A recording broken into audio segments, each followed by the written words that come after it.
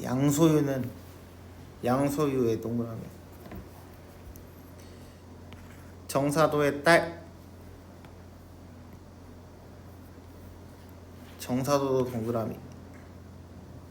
경패도 동그라미. 뭐야, 경패 사람 이름이잖아. 관한 소문을 듣고 여관으로 변장하여 여자인 척 변장의 체크. 남자인데 여자인 척 했대요. 직접 만났다. 양소연은 장원급자하여 한림학사의 재수의 체크. 이 재수라는 것은요, 거기 써볼까요? 관직을 받음.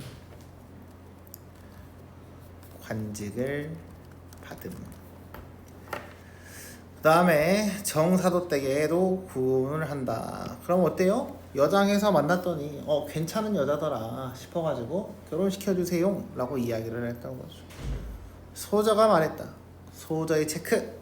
이 소저가 누구겠어요? 그쵸, 경패죠. 그 소저 아래다 써볼까요? 여자를, 젊은 여성을 의미하는 단어입니다. 알겠죠? 이런 거는 진짜 많이 나와요. 그래서 꼭 기억하세요. 소녀가 말씀드리기 부끄러워 모침께 아뢰지 못했지만 오늘 양알님은 이전에 검은고를 타던 여관입니다. 아까 앞에서 여관으로 변장했다고 했었죠. 그래서 여기서의 여관은 그 여관이에요. 간사한 사람의 꽈임에 빠져 하루 종일 말을 주고받았으니 어찌 혐의가 없겠습니까? 그럼 여기서의 간사한 사람의 꾀는 뭐겠어? 누구겠냐? 그치? 양소유에 대한 이야기입니다. 거기 써주세요. 양소유죠. 자, 간사한 꾀가 뭐였어요? 여자인 척하고 말 걸어서 제가요 엄마 아빠 허락 없이 남자랑 이야기를 하게 됐네요. 이런 이야기가 되는 거죠.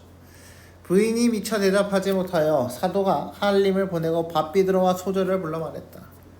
경패야, 오늘날 용을 타고 하늘에 올라가는 경사를 보았으니 어찌 기쁘지 아니하겠느냐. 용을 타고 하늘에 올라간다의 체크. 자, 이제 여기서 제가 좀 설명을 할 게 있는데요. 용을 타고 하늘에 올라갔다 라고 되어 있는데 혹시 등용문이라는 말 들어봤나요? 등용문 썹시다. 등용문.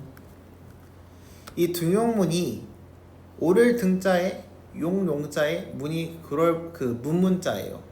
그래서 이 등용문이라는 것은 용이 하늘에 오르기 위한 문 이렇게 보시면 됩니다.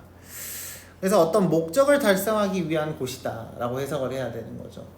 그래서 여기서도 용을 타고 하늘에 올라간다 라고 했으니까 여기서는 이제 여기서 말하는 용은 양소유가 되는 거고요. 등용문이라는 것은 과거에 급제하는 것을 주로 등용문이라고 이야기를 합니다. 여기까지 이해됐죠?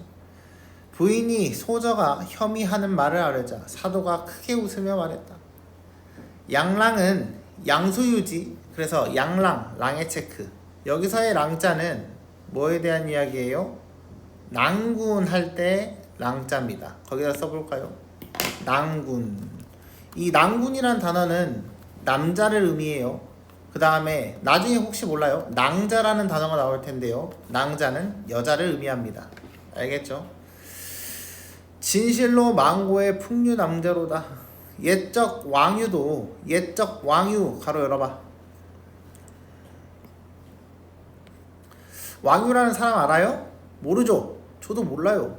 그래서 거기다가는 왕유의 체크를 한번 해주고 이렇게 써버리면 돼요. 내가 알지 못하는 사람의 이름이 나왔다. 근데 옛날 사람이라고 한다 라고 하면 중국에 고사가 활용되었다 라고 체크를 하시면 됩니다. 이해됐나요? 중국 사람이니까 우리가 이름을 모르는 거예요. 근데 이 중국의 고사를 주로 우리나라 소설에서 많이 볼 수 있는데 그 이유는 소설이 언제 만들어졌기 때문이다? 조선 후기에 만들어졌기 때문이다. 그럼 조선 후기하고 중국하고 무슨 상관이 있죠? 원래 조선은 어떤 주의? 사대주의를 표방했다. 그래서 명나라를 섬겼기 때문에 중국의 유명한 사람들의 선례들을 가지고 와서 우리도 저렇게 살아야 한다 이런 식으로 표현을 하는 겁니다. 왕유도 악공이 되어, 악공이라는 것은 악기를 연주하는 사람입니다. 악공에 쓰세요. 악기 연주자. 태평공주의 집에 들어가 비파를 타고 돌아와 장원급제함에 망고의 칭찬이 오래 전했는데 가로 닫읍시다. 자, 그럼 보세요. 왕유라는 사람이 남자인데요. 이놈도 뭘 했었대요? 여장을 하고 악기를 들고 악기를 쳤대. 공주 앞에서. 그래서 과거에 급제했대. 이해돼? 그래서 이거 좀 누구랑 똑같냐? 유할림이랑 똑같죠? 양할림이랑 똑같죠? 양소유랑 똑같아요. 그래서 할림이 또 기이한 일이로다. 또 너는 그래서 여기서의 기이한 일은 뭐예요? 앞에 있던 왕유의 고사처럼 양할림 또한 뭘 했다? 똑같은 행동을 하고 과거에 급제했다. 또 너는 여관을 보고 할림을 보지 아니하였으니 무슨 혐의가 있겠느냐? 거기에 체크. 여관을 보고 할림을 보지 아니하였다. 이 말은 뭐예요? 여자인 줄 알고 만난 것이 남자인 줄 알고 만난 건 아니지 않느냐라고 이야기를 하는 부분이죠. 이해되나요? 네, 그래서 거기에다가 적어주세요. 남자임을 모르고 만났으니 괜찮다 라고 이야기를 하고 있는 거죠. 우리 소설 읽을 때 이렇게 하나씩 다 분석하기로 했어요. 그래야 늘어요. 소저가 말했다. 소저가 욕먹기는 부끄럽지 아니하오나 제가 어질지 못하여 제가 똥멍청이어가지고요. 여기서 어질지 못하다는 뭐야? 남자 여자를 구별하지 못했다에 대한 이야기가 되는 거죠. 남에게 속은 것이 한이 됩니다. 여기서의 남의 체크. 여기서의 남은 누구예요? 똑같이 양할림에 대한 이야기죠. 양소유에 대한 이야기입니다. 여기까지 이해됐나요? 사도가 웃으며 말하였다. 그것은 늙은 아비가 알 바 아니다. 아빠 지려요. 내 알 바 아니요? 훗날 양할림에게 물어보아라. 나중에 네 남편한테 물어보아라. 사도가 부인에게 말했다. 올 가을에 할림의 대부인을 모셔온 후 혼례는 행하겠지만 납체는 먼저 받을 것이요. 대부인을 모셔온 후에 체크. 가을에 결혼을 할 건데 뭐가 문제다? 뭐가 먼저다? 할림 엄마를 모시고 오는 게 먼저다 라고 이야기를 하고 있습니다. 납체는 먼저 받을 것이요. 즉시 택일의 체크. 택일이라는 단어는요 뭐냐? 거기다 알아 써주세요. 날짜를 받는 거죠. 날짜를 받으니. 날짜를 선택한다 이런 이야기거든요. 근데 여기서는 이제 날짜를 받는다는 표현을 좀 더 명확히 맞아요. 날짜를 받는다는 표현이 좀 더 맞습니다. 그 이유가 옛날에는 이제 지금이야 우리가 이사 가고 싶으면 이사 가고 결혼하고 싶으면 결혼 날짜 하고 이러지. 근데 옛날에는 어때? 결혼을 하면 잘 살고 행복하게 살아야 되죠. 그러니까 좋은 날짜를 점을 쳐서 받거나 이런 식으로 받습니다. 그래서 택일이 날짜를 받는다라는 표현이 좀 더 아름다운 거죠. 납체를 받고 할림을 데려와 화원별당에 두고 사위의 예로 대접할 것이요. 그러면 거기 써볼까요? 지금 먼저 결혼이 먼저야? 같이 사는 게 먼저야? 같이 사는 게 먼저인 거죠? 그래서 거기다 써봅시다. 결혼 전에 날짜만 받고 날짜만 정하고 함께 살 생각임이라고 적어주세요. 이렇게 하면은 이 말의 문장이 한 문장으로 줄어들게 되는 거죠. 이해됐나요? 네. 세민이 이해돼? 이도도 괜찮아? 너도 괜찮아, 윤건아? 오케이. 하루는 부인이 할림의 저녁 반찬을 장만하는데 소저가 보고 말했다. 자, 엄마가 이제 소저의 엄마가 밥상 차립니다.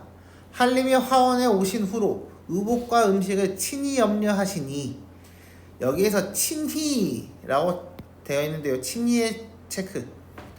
친히라는 단어는 직접이라는 단어입니다. 직접.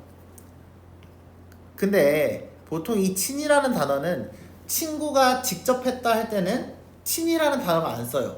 보통 높임 표현일 때 씁니다. 어머니께서 직접 걱정하시니 소저가 그 괴로움을 당하고자 하나 그 괴로움의 체크. 여기서의 그 괴로움이 뭐예요? 옷과 음식을 직접 준비하는 것에 대한 괴로움인 거죠. 이해됐나요? 힘든 일을 하고 있다 엄마가. 인정이나 예법에 맞지 않아 못하지만 예법에 맞지 않다라고 했으니까 유교적 관념이 작용을 하고 있다 이런 이야기가 되는 거예요. 추눈이 이미 장성하여 좋기 온갖 일을 당할 수 있으니 추눈의 동그라미. 추눈이 사람인지 아닌지 몰랐죠. 근데 장성했다라는 표현은 이미 많이 컸다에 대한 이야기예요. 그래서 화원에 보내어 한림을 삼기게 하겠다라고 되어 있네요. 그러면 추눈에 체크했고 한림을 삼기게 밑줄. 자, 그러면 추눈을 한림을 삼기게 만든다라는 이야기는 추눈은 뭐다? 노비다 라고 보시면 되겠습니다. 이해됐나요? 자, 부인이 말했다. 추눈이 얼굴과 재주로 무슨 일을 못다 하겠느냐마는, 그래, 추눈 재주 있지. 추눈의 얼굴과 재주가 너와 진배가 없다. 진배 없다의 체크. 진배라는 건요, 다를 바가 없다, 다르다라고 해석하시면 됩니다. 그래서 진배 없다는 다르지 않다라고 이야기를 하는 거죠. 먼저 한림을 삼기면 누가? 추눈이 한림을 이제 가서 시중을 들다 보면 부인의 권한을 빼앗길까 염려된다의 체크. 이 부분은 뭐예요? 아, 혹시나 추눈이가 예쁘고 능력도 있어가지고 한림이가 추눈이한테 반하면 어쩌지? 하고 이야기를 하고 있는 거야. 이해돼? 거기 써주세요. 추눈이 한림의 눈에 들까봐 걱정함. 이해됐나요? 네, 이렇게 정리하시면 되겠습니다. 소저가 말했다. 추눈의 뜻이 소저와 함께 한 사람을 섬기고자 하는 것이니 따르지 아니할 이유가 없을 것이고, 또 추눈을 먼저 보내면 권한을 빼앗길까 염려하시지만 한림이 나이 어린 서생이지만 재상과 규방에 들어와 처녀를 희롱하니 그 기상이 어찌 한 아내만 지키어 늙겠습니까의 체크. 재상과 규방에 들어와 처녀를 희롱하니 그 기상이 어찌 아내만 지키어 늙겠습니까의 체크했어요? 처녀를 희롱하니까지 잘라봅시다. 이 부분은 뭐에 대한 이야기냐면, 재상과 규방, 규방이라는 단어는 일단 기본적으로 양반의 여성들이 머무는 거죠. 양반 여성이 머무는 곳. 그렇게 적었나요? 양반 여성이 머무는 곳. 자, 거기 와서 처녀를 희롱했대. 그러면 그런 적이 있어 없어? 지금까지 있지. 뭐에 대한 이야기였지? 여장. 그치, 여장하고 거무고 타면서 이 소저하고 같이 노가리 깠던 거죠. 그래서 이 처녀를 희롱했던 사건은 과거 양소유가 여관으로 여장해서 그 거문고를 타고 같이 노가리 깐 거죠. 깐 이야기. 이렇게 보시면 되겠습니다. 여기까지 이해됐나요? 그 기상이, 그러니까 뭐야? 그 행태를 보아하니 어찌 하나님만 지켜 늙겠습니까? 거기에 써주세요. 반드시 다른 여자도 좋아할 것이다 라고 적어주시면 되겠죠. 타일에 승상부의 많은, 다른 날에 승상부의 많은 녹봉을 먹을 때 추눈 같은 자색, 자색의 체크, 자색은 미모라고 보시면 되겠습니다. 외모가 몇일 줄을 알겠습니까? 그러니까 이제 이런 말이죠. 아니 옛날에요, 엄마 생각해봐. 옛날에 양소유가 나 꼬셨어, 여자인 척하고. 그 꼬라지 보고도 엄마 걔가 한 여자만 만날 것 같아? 그럴 리가 없어. 나중에 성공해서 관직에서 일을 할 때 추눈만큼 예쁜 사람이 몇 명이나 되겠어. 걔 분명히 바람펴 라고 이야기를 하고 있는 거지. 그래서 거기에 써주세요. 거기다가 뭐라고 쓰면은 양소유가 미래에 여러 부인을 가질 것을 예견함이라고 적어주세요. 실제로 양소유는 그래서 총 8명의 부인을 얻습니다. 세윤이 즐거워? 생각만 해도 새끼. 부인이 사도께 고하자 사도가 말했다. 어찌 나이 어린 남자로 빈방 촛불만 벗삼게 하겠소. 지려요 이 부분. 남자라면 모름지기 여러 여자를 만나야지라고 하는 소저의 아빠의 마인드가 드러나는 부분입니다. 이날 소저가 추눈에게 말했다. 출랑아, 내 너와 어려서부터 동기와 같이 지냈는데, 거기에 체크, 어려서부터 동기같이 둘이 서로 친했다. 나는 이미 한림의 납체를 받았다. 우린 이미 결혼할 거야. 너도 나이가 자랐으니 백년대사의 체크. 백년대사라는 단어가 나올 때가 많습니다. 백년대사, 백년행락, 백년동락 이런 단어들이 나와요. 그래서 이 백년이라는 단어가 나오면 혹시 결혼이라고 생각을 해봐야 돼. 그래서 100년 대사 큰 일입니다. 그래서 100년 동안 큰 일, 결혼에 대한 이야기예요. 염려할 것이다. 얘도 그러니까 어때? 소저가 마음이 얘도 넘치고 지려. 지 친구한테 가가지고 노비한테 가가지고 야 너도 이제 결혼 생각해야 되지 않냐? 나는 한림이랑 결혼할 건데 넌 어때? 라고 물어보는 거야. 너는 어떤 사람을 섬기고자 하느냐? 수준이 말했습니다. 소저는 어찌 그런 말씀을 하시옵니까? 첩은 소저를 따라의 체크. 어때요? 착한 척 하지만 저도 유한림이요 이러고 있어. 양한림이요 라고 이야기를 하고 있지. 원컨대 소저는 버리지 마십시오. 소저가 말했다. 내 본디 출랑의 뜻을 한다. 의논코자 하는 일이 있으니 어떠하냐. 한림이 검은고 한국조로 규중천언을 하였으니 그 욕이 중하구나. 이거 지 당한 거에 대한 이야기죠. 우리 출랑이 아니면 누가 나를 위하여 그 치욕을 씻어주겠는가의 체크. 그럼 뭐야 이 말은? 너도 결혼해. 종남산 남각봉은 산이 깊고 경계가 좋다. 경계의 체크. 경계라는 단어는요 경치입니다. 경치. 출랑을 위하여 별도의 작은 방을 지어 출랑의 화촉을 베풀고 또 사천년과 기특한 꾀를 내면의 체크. 한마디로 뭐야 이제 야 걔 엿 좀 먹여봐 라고 이야기를 하고 있죠.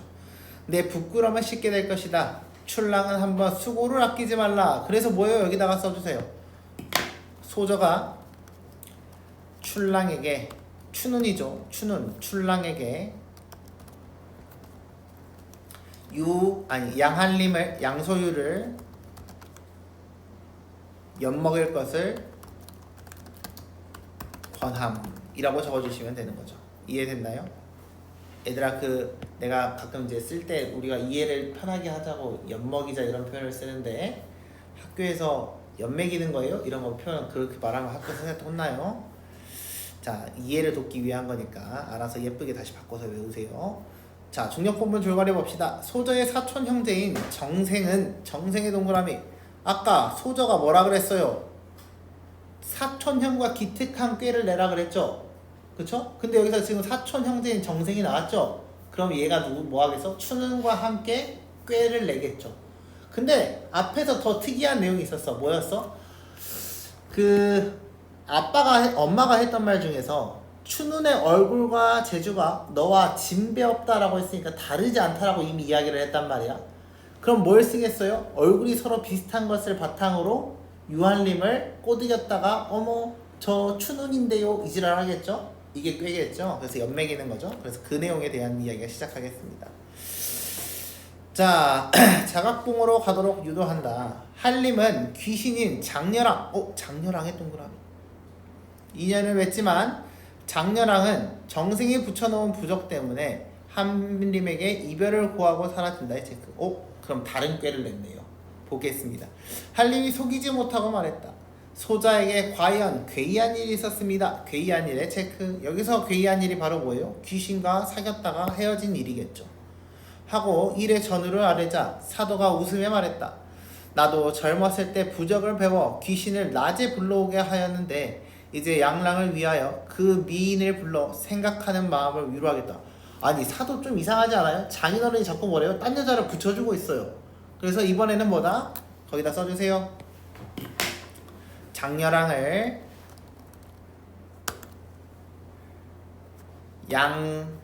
양소유를 위해 불러오려 함. 자 그래서 벌써 이제 3명의 여자를 만났습니다. 한림이 말했다.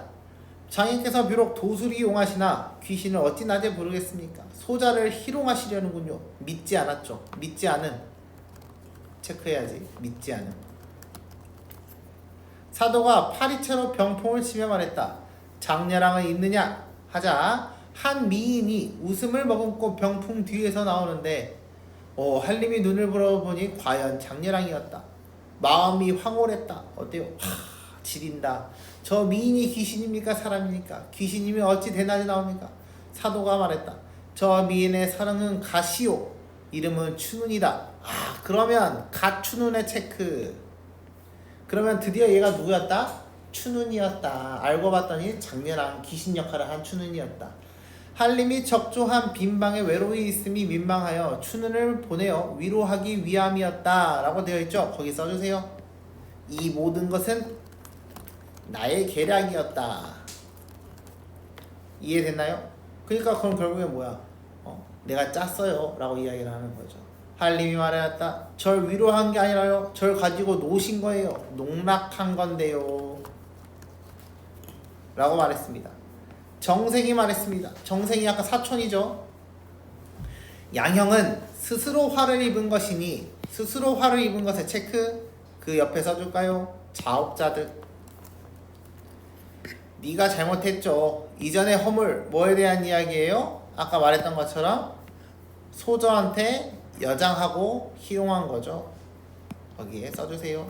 소저에게 여장하고 희롱한 과거. 자, 그래서 지금 우리 문제 풀 때 지문 읽을 때 보면 A, B, C, D, E에 정확히 뭔 내용인지 쓰고 있지? 이런 것들을 잘 파악해줘야 돼요. 한림이 말했다. 나는 지은 죄 없으니 무슨 허물이요? 거기 써주세요. 개뻔뻔. 정생이 말했다. 사나이가 기집이 되어 여장했다라는 표현이고요. 삼척 검은교로 귀중천하를 희롱했으니 사람이 신선되며 귀신이 됨도 이상치 아니합니다. 너도 세상에 있을 수 없는 일을 행했잖아. 그러니까 마찬가지야 라고 이야기를 하고 있죠. 1번부터 보겠습니다. 사도는 소저와 한림의 만남을 마치 없었던 일처럼 여기고 있다. 마치 없었던 일처럼 여기고 있다. 뭐랬어? 내 알 바 아니야 라고 이야기를 했었죠. 왼쪽에서 기억나요? 그래서 1번은 맞는 말입니다. 소저는 한림을 예법에 맞게 대하지 못하였음을 부끄러워하고 있다의 체크. 예법에 맞게 대하지 못하였다. 뭐라고 했어? 예법 어디 나왔어요? 엄마가 대신 밥이랑 음식 하는 게 엄마 너무 고생스러워. 내가 예법을 지키느라 내가 양한림한테 밥을 해줘야 되는데 내가 못하고 있어. 그래서 2번이 틀리게 된 거죠. 부인은 춘우를 한림에게 보내자는 소저의 말을 듣고 염려하고 있다. 걱정이란 단어죠. 그래서 뭘 했어요? 야, 춘우이 존나 예뻐서 걔한테 바라면 어쩌지? 오케이. 소저는 자신이 한림의 유일한 부인이 될 수 없으리라. 유일한 부인이 될 수 없다의 체크. 그래서 뭘 보고 알았어요? 이 새끼가 나한테 옛날에 했던 꼬라지 마 엄마. 그 새끼 딴 여자 또 만날 거야 라고 이야기를 했어요.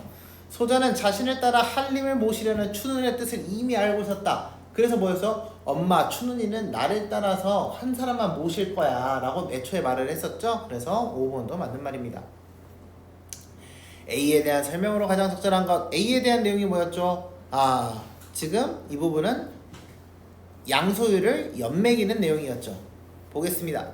연매기는 거였어요. 오호.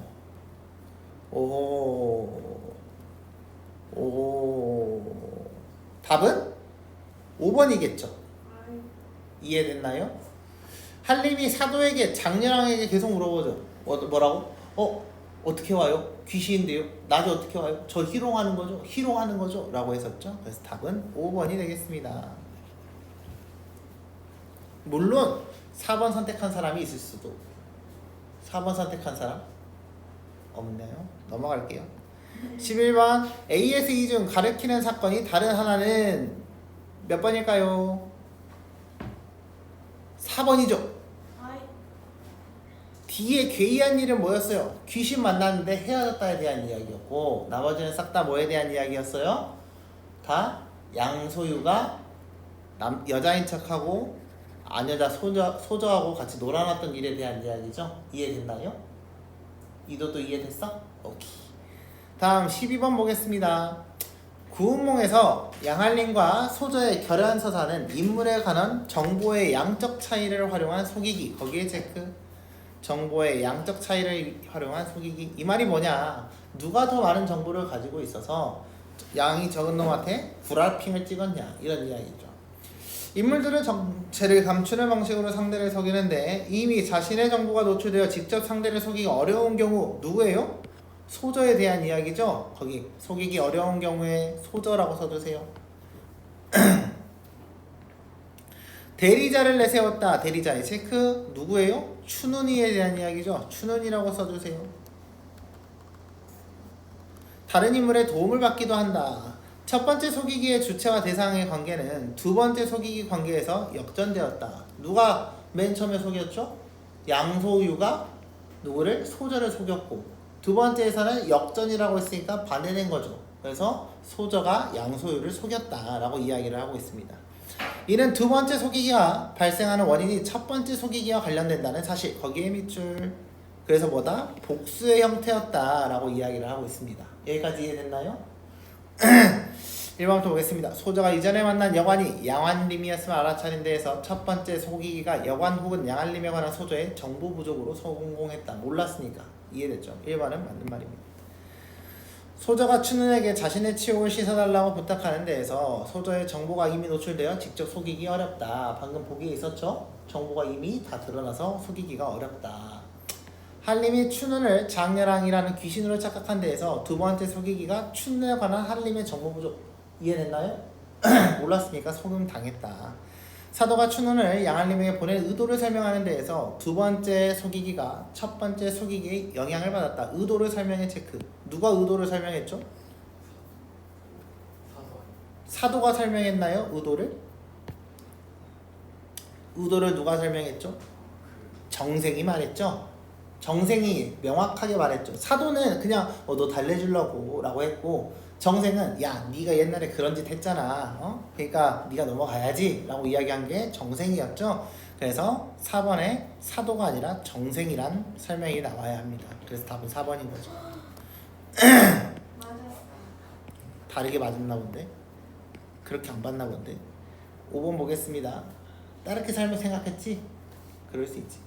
정생이 불평하는 한림에게 이전에 규중천을 희용했음을 일깨우는 데에서 속이기의 주체가 두 번째 속이기의 대상으로 바뀌었다.